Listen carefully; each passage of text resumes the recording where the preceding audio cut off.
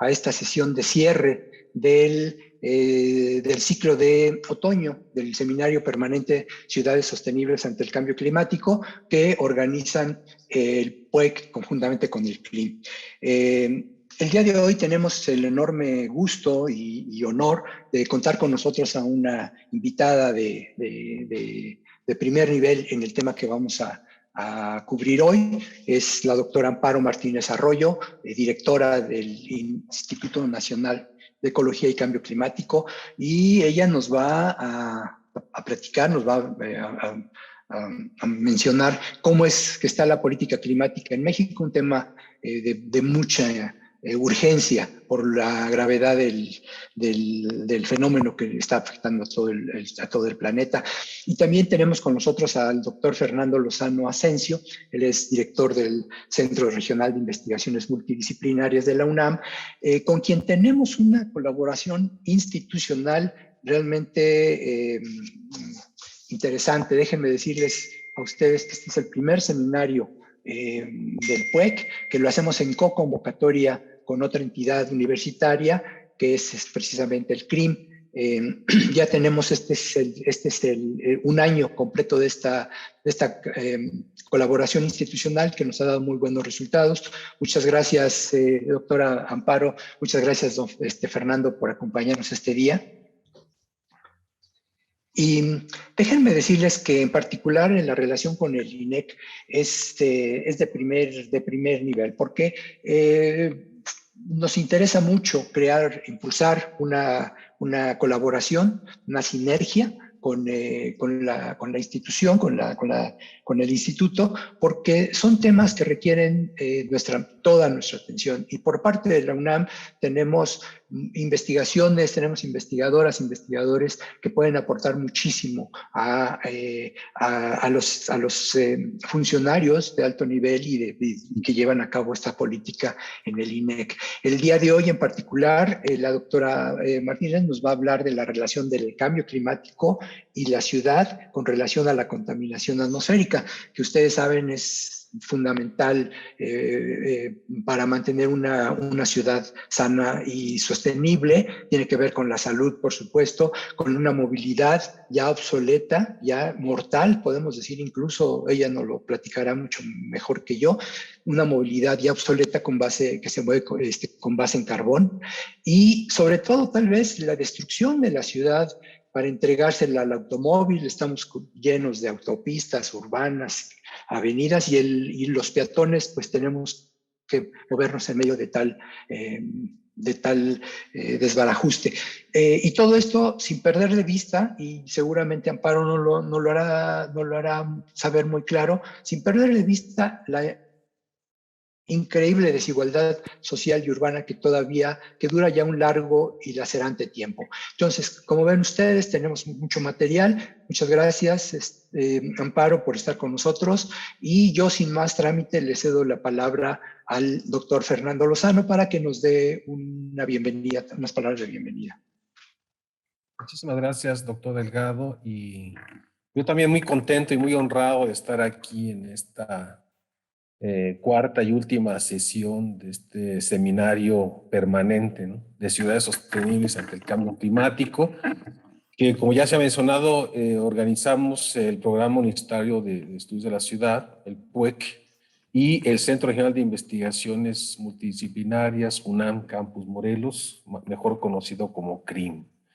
Y agradezco yo pues la iniciativa y la participación del doctor Javier Delgado, director del PUEC, así también como la participación y la coordinación académica del seminario por parte de la doctora Erika Fosado, por llevar a tan buen término este seminario y sobre todo con tan buenos resultados.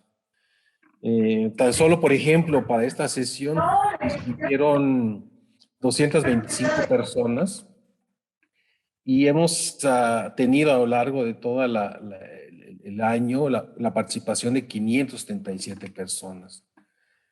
Otro dato del gran impacto que ha tenido este seminario es que para el día de hoy, por ejemplo, nos acompañan colegas de Brasil, Bolivia, Perú, Colombia, Argentina, Uruguay, Cuba, aparte de México, ¿no?, que se han registrado de entidades como el Estado de México, Michoacán, Chihuahua, Jalisco, Guerrero, San Luis Potosí, Veracruz, Hidalgo, Puebla, Sinaloa, Zacatecas, Baja California. De hecho, podemos decir que esto es la presencia es continental latinoamericana, ¿no?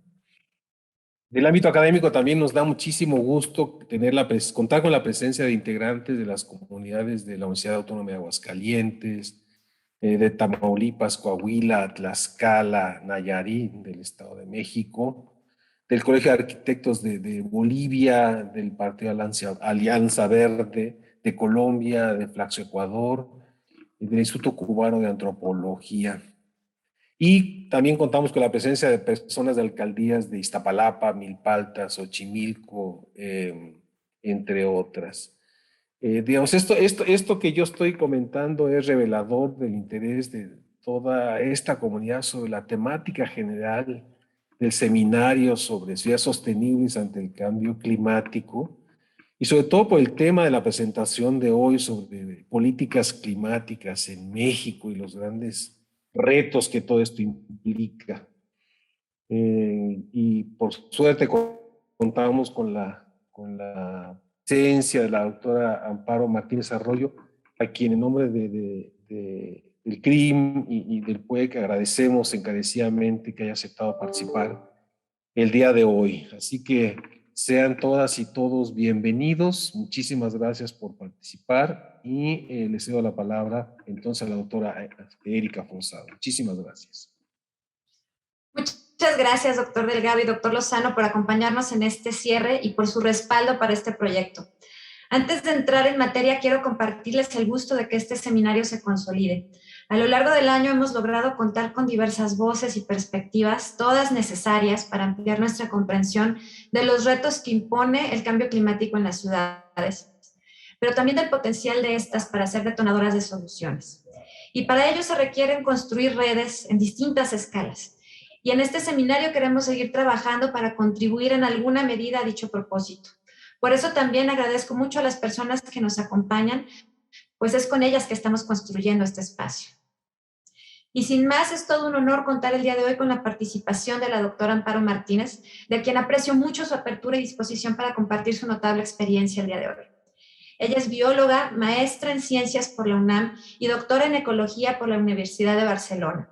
Se desempeñó como directora del Centro de Ciencias de la Atmósfera UNAM, en donde es investigadora titular y coordinadora del Grupo de Aerosoles Atmosféricos. Encabeza la Comisión de Evaluación de Políticas Públicas y la generación de programas educativos de divulgación, vinculación en cambio climático y desarrollo sustentable. Es representante de México y negociadora ante organismos internacionales relacionados con el cambio climático, tales como el Panel Intergubernamental sobre Cambio Climático, la Coalición de Clima y Aire Limpio para reducir los contaminantes climáticos de vida corta, el Instituto Interamericano para la Investigación de Cambio Climático Global y la Convención Marco de Naciones Unidas sobre el Cambio Climático, entre otros. Es experta en análisis de problemas ambientales, así como en las relaciones entre ciencia y sociedad. Esto le ha permitido contribuir en diferentes áreas de la ciencia aplicada a la gestión pública. Actualmente se desempeña como directora general del Instituto Nacional de Ecología y Cambio Climático. Va a ser todo un gusto escucharla. Adelante, por favor, doctora Amparo Martínez. Muchísimas gracias, Erika, Fernando, Javier. Yo soy la que estoy honrada con la invitación. Además, pues siempre en la UNAM estoy en casa. Como saben, estoy prestada y bueno, creo que estoy prestada en el INEC, pero finalmente en una tarea que estamos haciendo desde todos lados donde nos encontremos, universitarios y no universitarios, tenemos que trabajar en ello. Sin más, me voy hacia la presentación, ahora les comparto, pero primero les quiero felicitar por este seminario. Creo que es fundamental el tener espacios en donde recapitulemos todo lo que hemos estado viendo, aprendiendo, cada quien por su lado, reflexionando sobre esto y discutiéndolo, porque es la única manera en la que vamos a poder ir avanzando con pasos más firmes. Ya no me meto en mucho rollo y mejor me meto directamente a la presentación. Vamos rápidamente. Esta primera parte es solamente por algo nada más para ubicarnos un poco más en el tema, pero esta es información que todos lo sabemos y casi que me la podría ahorrar. Sencillamente es lo último que hay del panel intergubernamental de cambio climático, que como ustedes saben no hace el IPCC la investigación, sino que recopila lo que hay de investigación en todo el mundo sobre cambio climático y lo pone lo resume en reportes. Estos resúmenes están resultando cada vez más contundentes. Hay quien piensa que se repite lo que se dicen. No, lo que pasa es que cada vez tenemos más evidencias y tenemos más contundencia. Esto sería, este gráfico sería más o menos un resumen de los signos vitales de nuestro planeta en términos de concentraciones de dióxido de carbono, de descensos de las masas árticas y antárticas, y el incremento de la temperatura global. Una cuestión que es muy importante tomar en cuenta es que ya está claro que el clima, si veíamos el cambio climático como algo que era para futuro, que teníamos que estar preparados, pues ya está aquí. Ya está afectando, y es lo que nos dice el último reporte del IPCC, a todas las regiones habitadas del mundo. Y está también comprobado que son las actividades humanas las que han ocasionado estos sequías agrícolas y ecológicas que observamos en las últimas décadas. Y bueno, esto tiene que ver también para entender el papel de las ciudades, cuando vemos cuáles son las fuentes actuales de los gases de efecto invernadero que están produciendo este calentamiento global. Básicamente estamos en un punto en el que el 86% tienen que ver con la quema de combustibles fósiles, actividad industrial de distintos tipos, y el 14% con el cambio de uso del suelo. Antes esto fue mucho más, hace unas décadas, ahora es un porcentaje menor, pero no menos importante, porque además tiene que ver con las posibilidades de recuperación que tenemos o de captura de estos mismos gases. Entonces nuestras fuentes están muy claras y los sumideros o los sitios a donde el destino de estas emisiones está el 44% en la atmósfera, que se queda ahí y se quedará por muchísimos años, de acuerdo al compuesto, pero pues cientos de años puede ser. En los bosques, los ecosistemas naturales, 29%, y en los océanos, el 23%. Hay una diferencia ahí entre en las modelaciones que es más bien nuestra ignorancia todavía, que donde no están claros. Ahora, en términos socioeconómicos, porque como sabemos, el cambio climático, si bien lo podemos describir de manera física, química, incluso biológica, planetaria, es un fenómeno esencialmente socioeconómico, que tiene que ver con la forma en la que producimos, en la que consumimos, en cómo desechamos lo que consumimos. Y bueno, y en esto pues hay responsabilidades comunes pero diferenciadas en el mundo. En estos gráficos se puede ver las emisiones anuales al 2014, y aquí claramente si vemos no per cápita, sino la producción global, las emisiones globales, pues China estaría en primer lugar, Estados Unidos segundo. Todos estos serían como nuevos actores, China, India, muchos de nuestros países serían nuevos actores a partir de finales del siglo pasado, el siglo XX. Pero si vemos las emisiones acumuladas desde 1751 a 2014, pues no cabe duda que los países desarrollados, encabezados por Estados Unidos y por Europa, pues fue una buena parte de la responsabilidad. De esta forma, esto de responsabilidades comunes pero diferenciadas es algo que ha contado mucho en las negociaciones internacionales, porque si bien, como como vemos claramente, hay actores emergentes, no puede obviarse el hecho de que el clima actual es producto de las emisiones acumuladas y de las emisiones presentes y futuras. Pero tenemos entonces que distribuir también las responsabilidades. Bueno, vámonos directo al tema de ciudades y cambio climático. El clima urbano es cada vez más un tema de investigación. Quienes están aquí lo saben, trabajan en ello, y que se ha centrado sobre todo recientemente en los patrones de isla de calor urbano, en las islas de calor. ¿Por qué se ha centrado en estas porciones dentro de las ciudades que tienen una temperatura mucho más alta que los alrededores o que algunos barrios? Ya ahora hay varias islas de calor en algunas megalópolis como la nuestra, no solamente una, antes era solamente el centro de la ciudad, ahora puede haber un poco más, que tienen un fuerte componente relacionado tanto con la orografía misma de la ciudad, de las ciudades, con los edificios que impiden la circulación libre del aire y todo esto, como con los materiales de construcción, con los pavimentos, que retienen mucho mayor calor. ¿Qué implica esto? Implica que todo lo que estamos calculando de aumentos de temperatura para el planeta, de aumentos globales de temperatura, les vamos a tener que sumar a la temperatura, al aumento de temperatura global, el aumento de temperatura local de cada ciudad.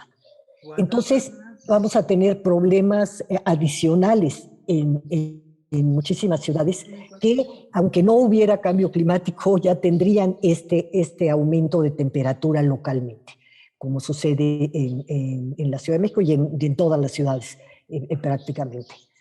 Entonces, esto es muy importante porque nos da una primera tarea impostergable. Tenemos que trabajar en eso dentro de las ciudades. Tenemos que reestructurar la forma en la que estamos haciendo. Más adelante vamos a hablar de algunas propuestas, pero esto es muy importante tenerlo en mente. Yo siempre digo que sin duda una parte central de la lucha contra el cambio climático global se va a librar en las ciudades. ¿Por qué? Pues porque tienen una confluencia de riesgos, de alta exposición de valores, tanto en términos humanos como de infraestructura y de muchas actividades económicas y sobre todo de las emisiones y de la utilización de la energía.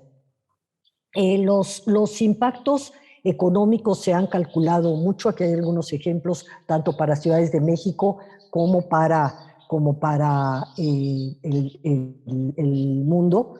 Esto está en la Sexta Comunicación Nacional y aquí es un trabajo producto de la UNAM. Este trabajo lo contribuyeron en la Sexta Comunicación Nacional de manera muy importante con un modelo generado entre el Centro de Ciencias de la Atmósfera y una universidad de Holanda, en donde pues tenemos un modelo mexicano, porque realmente es de manufactura mexicana, para calcular varios de los impactos de cambio climático. Las ciudades, entonces, si bien son menos del 2% de la superficie del planeta, tienen más del 50% de la población mundial, consumen cerca del 78% de la energía y sobre todo van creciendo. Como les decía, la isla de calor urbana se sumará al cambio climático, pero también entonces esto lo que ha hecho es que tengamos muchas posibilidades de acción.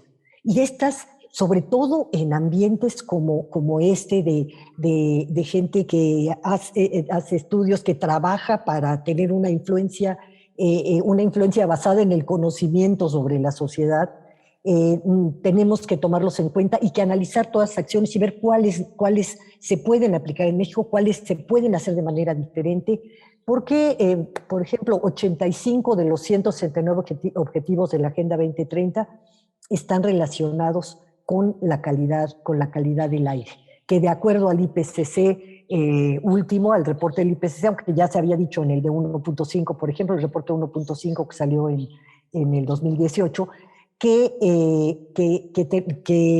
tomar en cuenta el mejoramiento de la calidad del aire en las ciudades va a ser un punto muy importante para poder avanzar en la mitigación del cambio climático. Aquí tenemos que 85 de los 179 objetivos de la Agenda 2030 están relacionados con ello y con las ciudades. Y bueno, ¿y cómo se relacionan en ese sentido la calidad del aire y el cambio climático? Bueno, en realidad, como comentaba, al ser el cambio climático un fenómeno sistémico, tiene que ver con todas las actividades humanas, pero hablando de la parte causal, está muy relacionada con la calidad del aire, porque los contaminantes atmosféricos, los forzantes climáticos de vida corta, que ahora les comentaré un poco sobre ellos, son importantísimos para las ciudades, y los gases de efecto invernadero, pues están íntimamente ligados.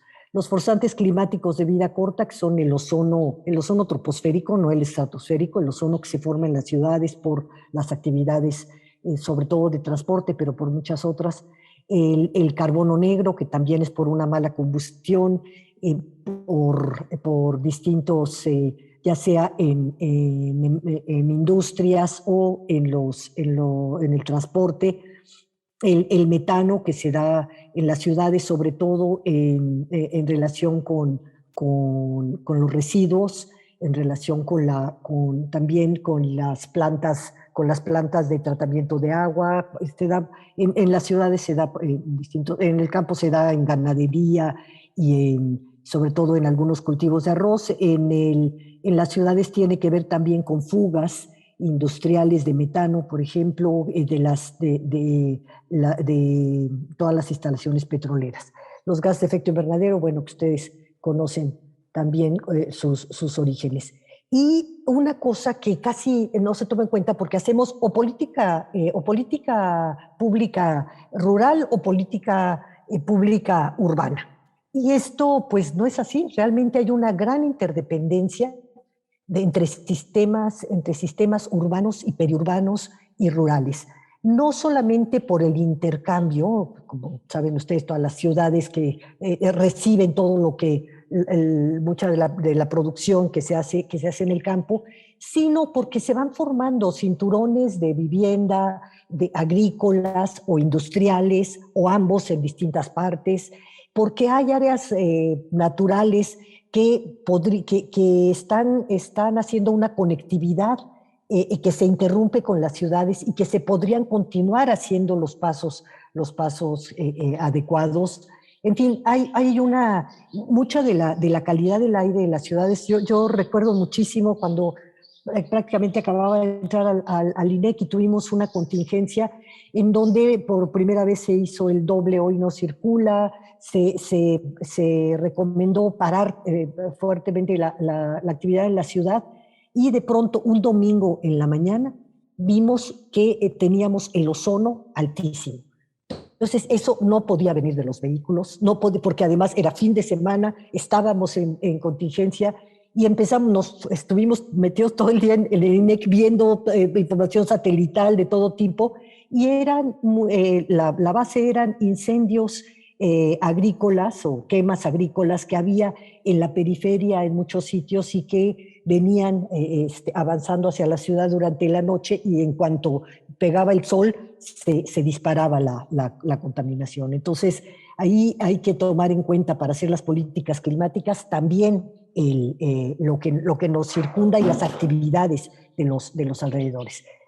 Esto me voy muy rápido, hay cambios observados en México muy claramente, no es el tema, no me meteré mucho.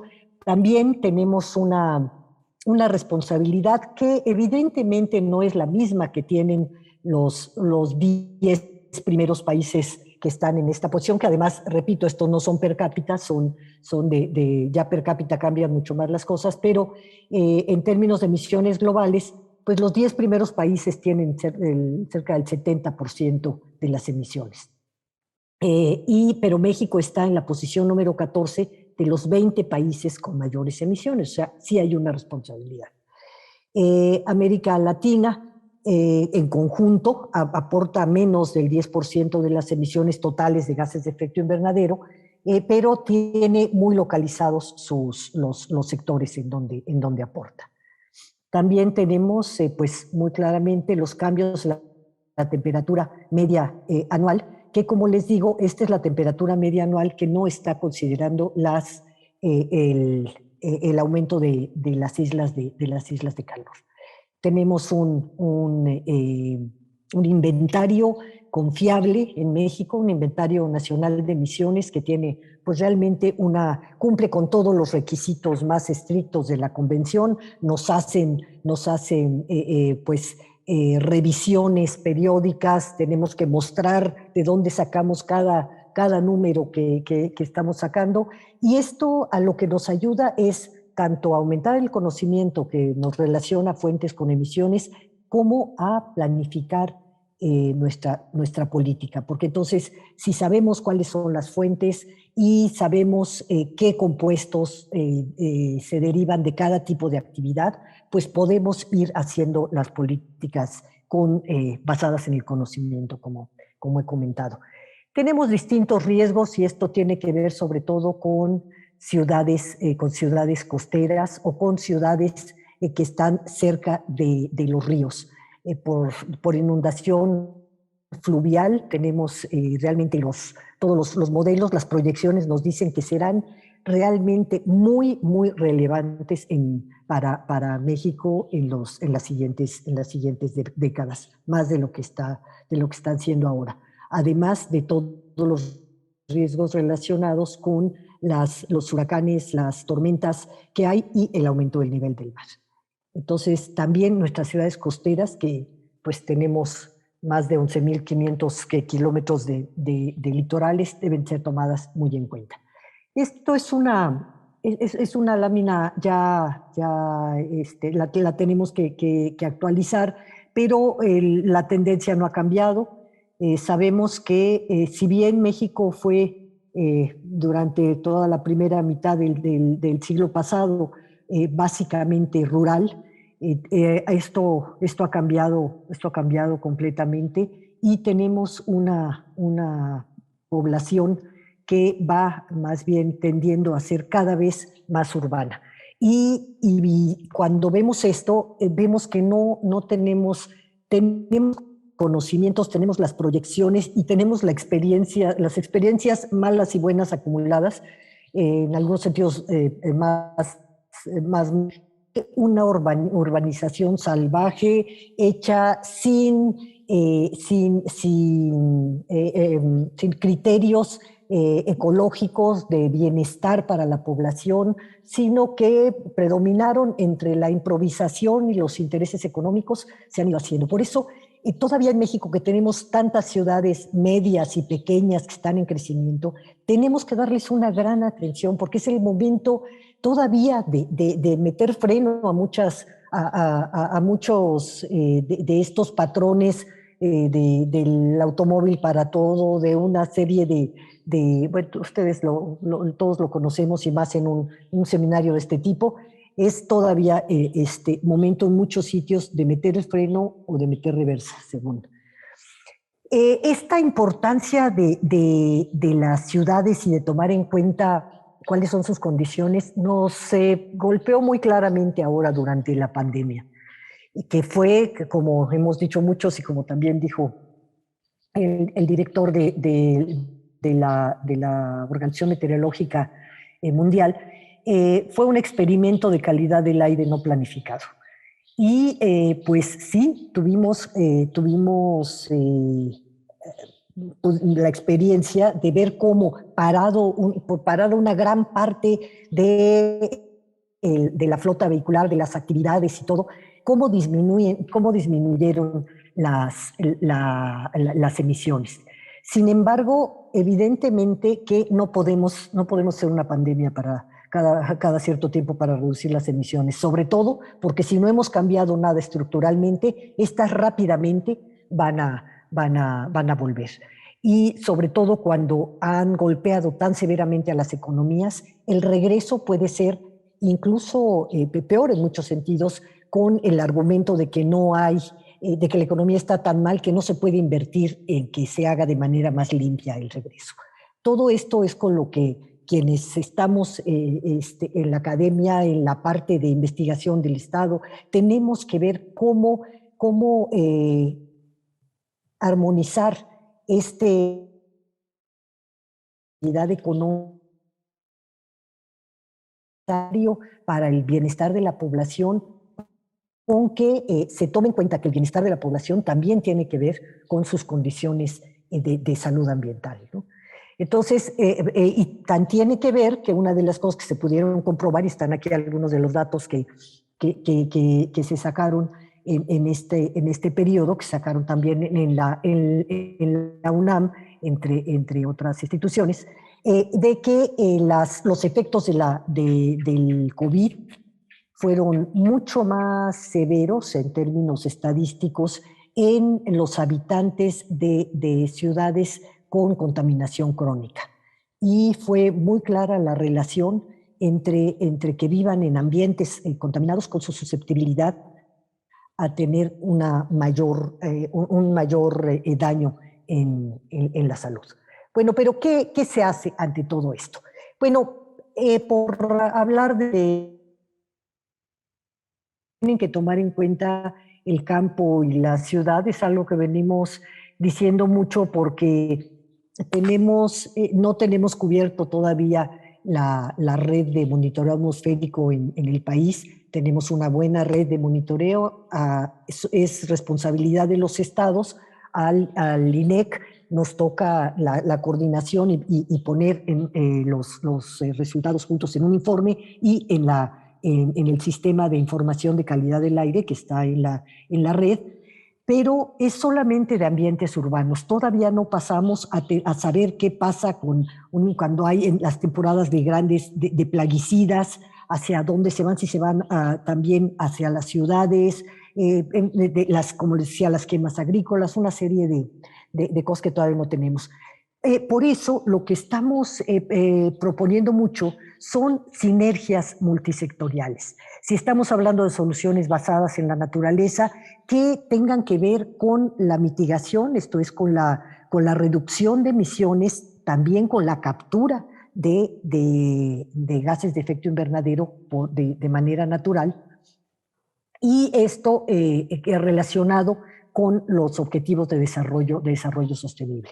La Estrategia Nacional de Economía Circular en la que se está trabajando y ayer ya se presentó una primera aprobación, el uso eficiente de energía, los sistemas de comercio de emisiones, sobre todo entre las empresas, las estrategias de financiamiento, la educación ambiental. O sea, tenemos una gran cantidad de acciones que no pueden hacerse de manera aislada y que requieren de la participación de todos los sectores de la sociedad y que en las ciudades se dan de una manera mucho más natural. Aquí hay, por ejemplo, una propuesta que se ha hecho para un cambio del área total de los techos a techos fríos, o sea, techos con una pintura que pueda reflejar la luz y la radiación solar y no dejar que se quede aquí, lo mismo que el pavimento.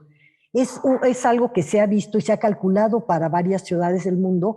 Aquí lo tenemos calculado en términos generales, está ahí la fuente, pero con distintos patrones de emisiones. Con el peor, si no hacemos nada, y de ahí hasta que sin cambio climático. Creo que estas son algunas medidas. Ya antes se ha hablado mucho de techos verdes y creo que ustedes han hablado aquí, por eso ya no me meto con esto, pero estas son mucho más fáciles y tal vez requerirían un gran experimento internacional que ya se está hablando de ver cómo, si se logra tener una influencia tanto para la isla de calor como en general para tratar de reducir el calentamiento. En términos de los contaminantes climáticos de vida corta, les decía que una cuestión muy importante, y ya se vio desde el reporte de 1.5 que salió de 1.5 grados como máximo aumento de la temperatura referente a la temperatura preindustrial, ya se vio que para lograr esos objetivos, pues estamos lejos en términos de los compromisos actuales. Sin embargo, si tenemos unos escenarios de referencia y vemos si solo reducimos dióxido de carbono o dióxido de carbono equivalente, muchos de los GEIS, pues no podremos alcanzar a reducir, no podemos alcanzar a estar en 1.5 ni antes de 2, ni siquiera. Si solamente reducimos carbono negro, que es el que les decía, el hollín que le decimos en México, y metano, aunque tienen una mayor capacidad calorífica que los otros, pues tampoco vamos a lograr reducirlo. Sin embargo, si logramos hacer esta convergencia de medidas en donde hacemos una mitigación completa, y que esto tiene que ver mucho con las ciudades, pues hay más esperanzas de que se haga. Esto, cuando hablo de esperanzas, esto está también proyectado en términos de modelación y tiene que ser medidas estructurales, rápidas y contundentes para que esto sea posible. Bueno, la infraestructura de monitoreo de calidad del aire en México, solamente aquí les recalco la cuestión de que no tenemos prácticamente en ninguna zona rural o en las zonas suburbanas, lo cual sería muy importante. Hablando de distintas opciones se han probado, además que se están manejando, nosotros hemos estado trabajando en algunas dimensiones. Esto es totalmente perfectible, fue un primer saque que dimos y lo hemos estado discutiendo y pensamos seguirlo discutiendo con instituciones como las de varios de ustedes que están aquí, de tratar de hacer una plataforma de conocimiento sobre ciudades en donde cada ciudad puede evaluarse a sí misma. No tiene objetivos de estarse comparando una con otra, porque tienen a veces problemas muy diferentes y que van a ser problemas totalmente diferentes los que tenga que asumir tanto para su calidad del aire como para cuestiones de riesgos climáticos y todo una ciudad costera, por volver al tema, que una ciudad del Bajío, que una del norte con una del sur. Entonces lo que estamos viendo es cuáles serían las dimensiones de las ciudades que le pueden ir diciendo a los tomadores de decisiones cómo van, si las van manejando bien todas, en cuál necesitan meterle más, en cuál necesitan trabajar más porque no hay suficiente conocimiento o porque nos faltan tecnologías para abordarlas. Y pensamos que son esfuerzos que podemos ir haciendo juntos. Otro ejemplo de otro punto, le estoy poniendo de distintos tipos, es el agrupar en términos de políticas ambientales y políticas de desarrollo a grupos de ciudades. La Comisión Ambiental de la Megalópolis pues se creó en su momento para eso, para tratar de que las principales, bueno, aquí habitan 36 millones o casi 40 millones de mexicanos, y el unir ciudades con base en sus políticas, empezar a desarrollar políticas suburbanas y de relación incluso en términos de transporte, de conectividad de áreas naturales protegidas, de tener políticas especiales en las áreas agrícolas o industriales que tienen contiguas o comunes, de tratar de hacer colaboraciones para zonas de residuos que fueran bien tratados o tratados adecuadamente, en tratar de establecer, por ejemplo, estamos trabajando ahora con la Ciudad de México en proyectos de economía circular que tienen que ver con el sector de la construcción que hay tanto en la ciudad y bueno, en general las áreas metropolitanas, pero que de ver el reciclaje de los materiales que se utilizan, porque ahora lo único que hacemos es llenar cada vez más áreas y áreas con materiales de desecho que podían ser utilizados en otros sitios. Y aunque eso se hace en alguna medida, no es una política sistemática que se haya podido construir. Entonces se está trabajando, por ejemplo, en eso. La conservación y restauración de la biodiversidad también se puede hacer mucho mejor, por esto que les decía, por ejemplo, de las cuestiones de conectividad de áreas naturales, que ya sean estatales o nacionales. Y lo que se está viendo, se están analizando otras partes del país, sí, todavía muy ligadas a las ciudades principales, las ciudades más grandes, por ejemplo, Jalisco, con varios otros estados, y también en Nuevo León, Coahuila.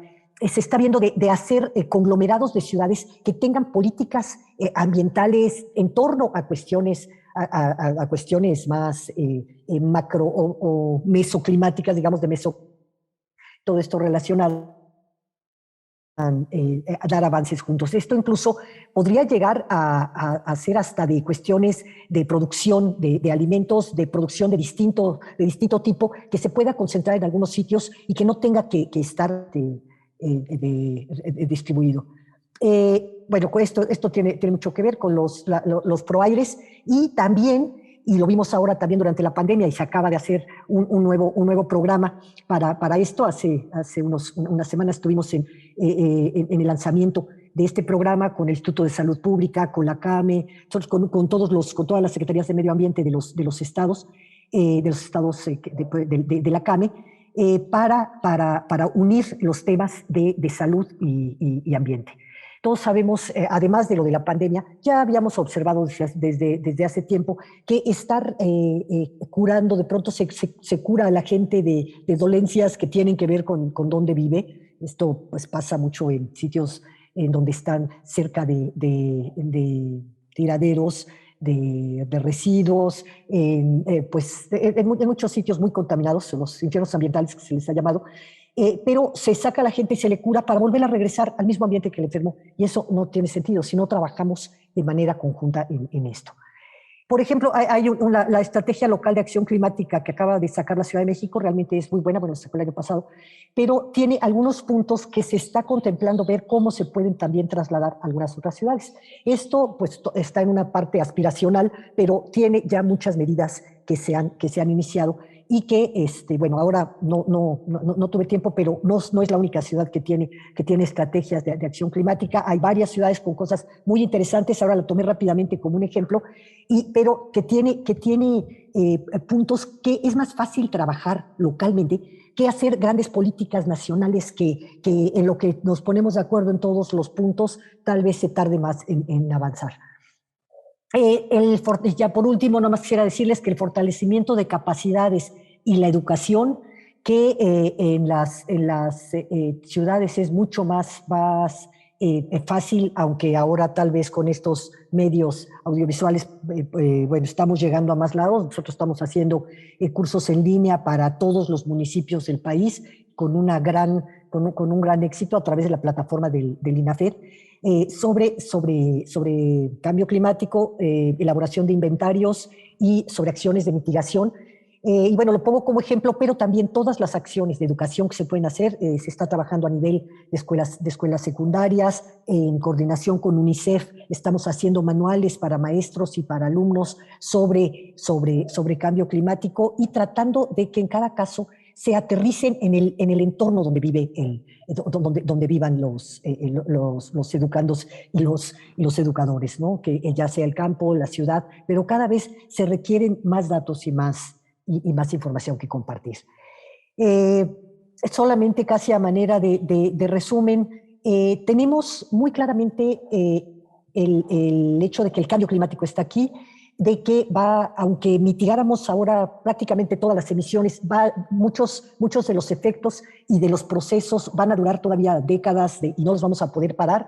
En ese sentido, tenemos muy claro a qué nos tenemos que adaptar en muchos sitios, en otros tenemos que seguir además esto es la adaptación es dinámica, o sea que como va a ir cambiando los procesos que haya, tenemos que crear capacidad adaptativa que además sepa reconocer cuando vienen, identificar las vulnerabilidades en cada etapa para cada localidad específica y encontrar las formas de reducir la vulnerabilidad o de adaptarse a cierto tipo de condiciones. Eso es una tarea muy importante y de la cual hay menos trabajo en ciudades que para campo. Las islas de calor ya lo hablamos, los contaminantes de vida corta, los mares y costas también.